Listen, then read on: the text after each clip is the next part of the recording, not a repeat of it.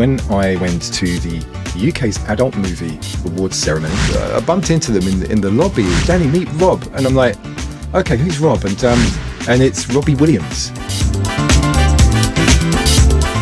It's funny, in all the years that I've been making music, there have definitely been some adventures. And one of those adventures that particularly stands out for me is when I went to the UK's Adult Movie Awards ceremony, and this was at Alexandra Palace. Now, I'm trying to remember when this would have been. I would take a guess at about 1998. How I got in there, I simply cannot remember. I think it was a friend of my wife at the time, and yeah, we all went out. It was a big event, all suited up. Alexandra Palace, the main area, loads of dining tables, these kind of like, it was, when you have these kind of big industry events and people are sat around these kind of luxurious tables, all dressed up in dinner jackets and dresses, and champagne on ice on a bucket, and amazing food and so on. And because this was the UK Adult Movie Awards ceremony, there of course were people from that industry, so that was an experience. And they had waiting staff who were wandering around naked, painted gold, serving stuff. So that was an experience. Now, what was really, really interesting was that by coincidence, there were some people that I had got to know, and this was the Kiss FM breakfast show team.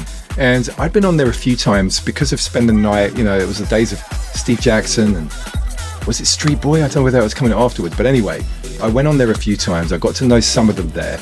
The only name that I remember is David Slowey, who I believe is still in the industry in some capacity. The others I can't remember.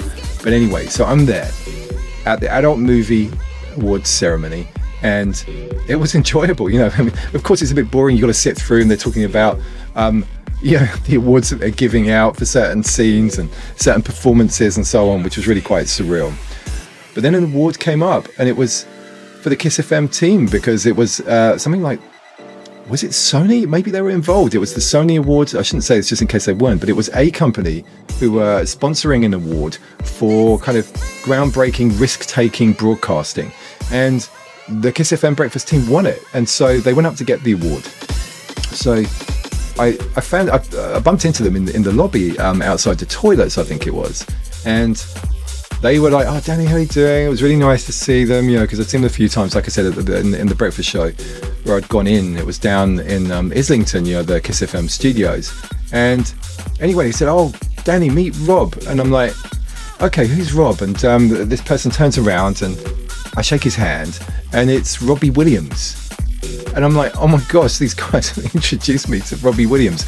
This is right after he separated from Take That. It was the time, and that actually is really probably going to ground the actual precise date here. So yeah, I met Robbie Williams, and so we had a chat. It was amazing.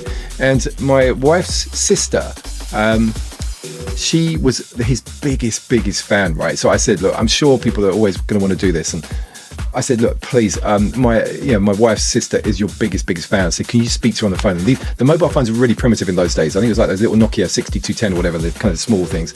And the signal was terrible at Alexandra Palace. So I tried to call her so that he could speak to her, and it just wasn't happening. The technology just was not good enough. But anyway, so that was an incredible experience. And it was mad because afterwards they had like a disco, and it was like it was a disco with all these like adult movie stars.